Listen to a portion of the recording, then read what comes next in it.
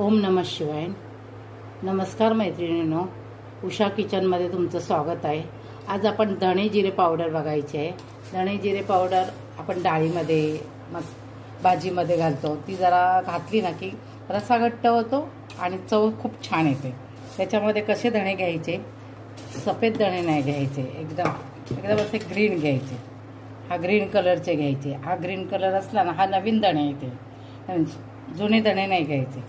आणि त्यांना ना अर्धा किलो धणे आहेत ना, तर 125 ग्राम जिरं टाकायचं आणि चांगलं व्यवस्थित असं शेकून घ्यायचं. बघा मी शेकवले.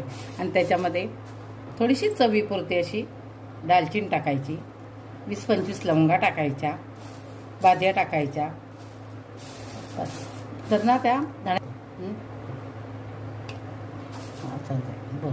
आणि नंतर ना कढीपत्ता कसा टाकायचा माहीत आहे? कढीपत्ता आहे ना, थोडंसं तेल गरम करायचं आणि ते तळून काढायचं आणि ह्या धण्यांमध्ये. पण धणे भाजताना तेल टाकायचा नाही. आणि हे धणा मी आता बघा, हे बघा सगळं तुम्हाला दिसतंय ना, असं टाकायचं. म्हणजे त्या धणा जिरा पावडरला इतकी सुंदर चव येते ना की काय विचारू नका. साधे तुम्ही मूग उकडलेत ना, आजारी माणसाला दिले तर धणा जिरा पावडरची ही पावडर टाकलीत ना की पण सुंदर लागतो. सूपमध्ये पण सुंदर लागतो. तर मी तुम्हाला दाखवते ती पावडर.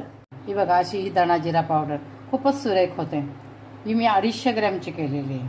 250 ग्रॅम धणे आणि 125 ग्रॅम जिरं. हा परफेक्ट माप आहे.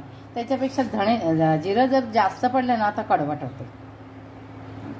आणि हे बघा किती सुरेख कलर आला आहे. पण धणे व्यवस्थित हिरवेच घ्यायचे, लाईट कलरचे नाही घ्यायचे.